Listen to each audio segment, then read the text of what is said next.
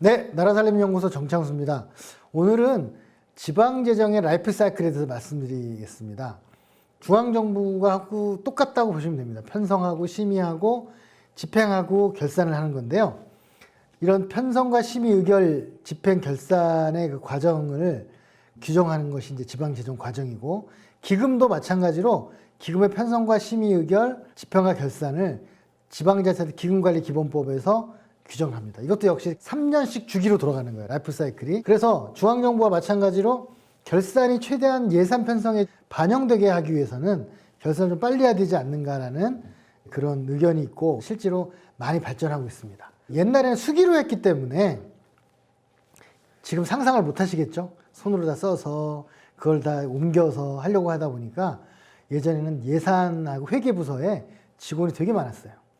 그러니까 기록하는데 너무 많은 정력을 쏟아부었는데 이제는 그렇진 않죠. 모두가 기록하니까. 이러한 어떤 작동법을 보면 지방재정 과정을 한 단계씩 한번 보겠습니다. 지방재정을 편성하는 데는 제일 먼저 하는 일이 뭐냐? 중앙정부는 중기재정계획을 기재부에 제출한다고 했잖아요. 마찬가지로 지방도 중기재정계획을 수립을 해가지고 예산안을 제출할 때 지방의회에 제출을 합니다. 그래서 앞으로 5년간 어떻게 쓰겠다. 혹시 관심 있으시면 각자 사시는 지자체 홈페이지에 들어가셔서 중기재정계획을 치시면 그 계획서가 나와요. 예를 들면 올해 말에 제출되는 계획서는 내년부터 5년간 쓰는 예산에 대한 내용이에요.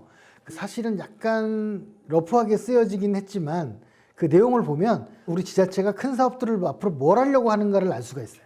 예를 들면 작게는 어린이집의 수를 몇 개를 늘린다던가, 거기에는 뭐 예를 들면 전봇대나 공전화 부스까지도 그 숫자가 나와 있어요. 뭐 자동차 대수나 뭐 학교의 학생 수 이런 거 다 나와 있습니다. 그게 재정과 연관되니까 중기 재정 계획을 중심으로부터 시작한다. 우리 지방 예산은. 그 다음에 이거를 투자 심사를 합니다. 투자 심사는 40억 이하는 자체, 100억까지는 광역, 100억 이상은 행안부가 하는데 500억이 넘어가면 이제 예비 타당성 조사까지 해야 되기 때문에 이제 중앙정부가 하는데, 요즘은 예비 타당성 조사를 세 군데 나눠서 하죠. 옛날에는 KDI에서만 했는데 지금은 조세연구원에서도 하고 지방행정연구원에서도 합니다. 각각 물론 맡은 파트는 달라요. KDI는 중앙정부, 지방행정연구원은 지방자치단체, 조세원은 공공기관, 이런 걸 중심으로 좀 하고 있는데요. 아무튼 이 투자 심사는 기본적으로 자체를 하든 뭐라든 간에 사후에 의회 의결을 거치게 돼 있습니다. 그래서 이 투자 심사를 했던 자료를 받아보시면 그 사업이 뭘 하려고 하고 하는 구체적인 내용들이 많이 나와 있어요. 이런 것들도 한번 나중에 어떤 사업을, 특히 큰 사업들을 주로 하겠죠. 모든 사업을 투자 심사하지는 않거든요. 투자 심사를 의회의 승인을 받아야 되지만 사전에 의회의 승인을 받는 절차는 없거든요. 그런데 문제는 투자 심사 심의를 받고 왔는데 나중에 거부할 수는 없겠죠. 의회가 쉽지 않습니다. 따라서 사전에 무슨 투자 심사를 받으려고 하는지를 의회에 뭐 보고라고까지는 아니지만 알려주는 어떤 절차는 좀 두게 할 필요가 있겠다. 의회에 보고하지 말아야 된다는 규정은 없거든요. 승인이 아닌 거지. 그래서 한번 그것도 한번 생각해 보시고요. 실제로 제가 예전에 모 자치구에 어떤 의원한테 전화를 받았는데 그 의원이 자기가 지금 받은 투자 심사를 하려는 대상 사업 목록을 보니까 중기재정계획에 안 들어있는 사업들이 있다는 거예요. 이 말이 무슨 말이냐면 중기재정계획에 들어있는 사업만 투자 심사를 받을 수 있어요. 그 중장기 계획에 들어있어야 되는 거예요. 이게 지방재정법에 나와 있습니다. 그 법이 바뀐 지가 얼마 안 됐어요. 그래서 그 강의를 들었던 의원이 그걸 저한테 얘기한 거죠. 그래서 제가 당연히 위법한 행위니까 즉시 막아야 된다. 그래서 막아서 그 자치단체는 그 4개 정도 되는 사업이었는데 사업을 결국 투자 심사를 못 받고 그 다시 중기재정계획을 수정해서 승인을 의회에서 받은 다음에 투자 심사를 받는 것으로 바꿨습니다. 법을 지켜야 하기 때문에. 투자 심사와 중기재정계획의 연관성 꼭 기억해 주세요. 그렇게 되고 난 다음에 행안부에서 지방자치단체 예산편성 운영에 대한 규칙, 지방자치단체 예산편성 운영 기준을 통보를 합니다. 한 7월 말쯤 통보를 하는데요.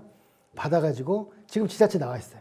나라살림연구소가 그 예산 편성 기준을 분석을 해서 요번 주에 레터로 발생을 했습니다. 발송을 했기 때문에 그걸 받아서 한번 참고하시면 도움이 될 겁니다.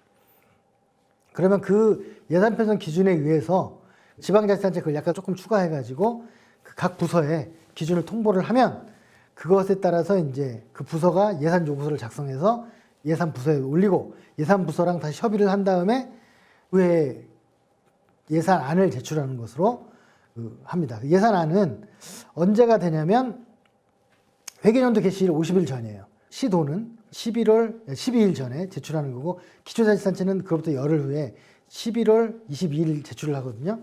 그걸 한 달 정도 심의한 다음에 12월 말까지 통과하는 것으로 심의하는 것으로 되어 있습니다. 마찬가지로 지방의회에서도 똑같습니다. 국회랑 뭐 다 그런 건 아니지만 서울시를 비롯한 상당수 의회는 상임위에서 감액한 사업에 대해서는 예결위가 증액하지 못하게 하는 그런 제도를 운영하고 있고요. 또 상임위가 증액했던 사업을 예결위가 제로 베이스에서 다시 검토하는 것도 비슷한 맥락으로 지금 가고 있습니다. 심의 단계에 대한 부분들은 그렇게 이해하시면 될 것 같고요. 그래서 그거를 의회에 이제 통과돼서 송부를 하면 의회가 그걸 받아가지고 공시하고 그 다음에 1월 1일부터 집행을 이제 시작하게 되는 거죠. 참고로 예산 집행을 할 때 고려해 보셔야 되는 게 뭐냐면 배정 계획이라는 게 있어요. 이 예산을 중앙정부도 지방자치단체도 함부로 아무 때나 생각날 때 돈을 쓰는 게 아니고 1년 주기로 해서 이 사업은 몇 월 달에 지출한다. 이 사업은 몇 월 달에 집행한다. 이런 계획이 다 있습니다. 다 계획이 있는 거거든요. 그래서 그거를 배정 계획을 만들어서 집행을 하는데 문제는 이걸 잘 안 지키는 경우가 많다는 거죠. 잘 지키게 되면 돈이 뭐 이호rek이라든가 잉여금이 남을 리가 없겠죠. 그래서 그런 부분들도 한번 꼼꼼히 체크를 시민이나 의회나 예산 부서에서는 해볼 필요가 있고요. 그리고 또 특이한 것은 이 배정 계획에 안 들어있는 사업들이 있어요. 이걸 수시 배정 사업이라고 하거든요. 아니 배정 계획이 있어야 돈을 쓸 거 아니냐. 말은 멋있잖아요. 수시 배정 사업. 그러면 수시로 배정해서 쓸 수 있는 사업인 것처럼 표현됐지만 배정이 안 돼 있다는 얘기예요. 이런 사업들은 주로 어떤 사업이냐면 의회가 증액을 요구해가지고 받아줘가지고 증액한 사업들이 있어요. 이게 싫은 거죠. 그래서 국회 같은 경우에는 수시 배정 사업을 편성을 안 하고 있다가 한 10월 달쯤에 슬그머니 언론에 흘려요. 봐라, 국회의원들이 증액하더니 결국은 사업이 진행이 안 되고 이렇게 못 쓰고 있지 않느냐 하면서 국회의원들이 다 그렇지라고 어떻게 보면 정치 혐오에 불을 붙이는 그런 걸 하는 거고요. 좀 눈치가 있는 국회의원들은 배정 계획이 들어있는지 집행이 되고 있는지를 체크를 해요. 그렇지 않고 그냥 대부분 이게 잘 모르시는 분들은 난 예산 편성안에 넣어놨으니까 잘 된 거겠지라고 하지만 상당수 사업들은 그렇게 배정이 안 되고 집행이 안 된 상태로 넘어갑니다.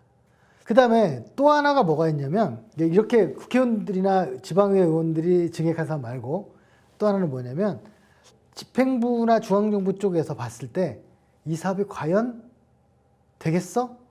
라고 처음부터 생각되는 거 있잖아요. 편성을 했는데. 그래서 그 사업들을 배정 계획에 안 집어넣은 거예요. 굉장히 문제가 있는 거죠. 이건 필연적으로 이월될 가능성이 높고 나중에 결국 사업을 다 못 써가지고 집행 잔액으로 될 가능성이 있어요. 그렇기 때문에 이 수시 배정 사업도 예산을 집행을 하는 데 있어서 한번 꼼꼼히 따져봐야 되는 그런 내용입니다.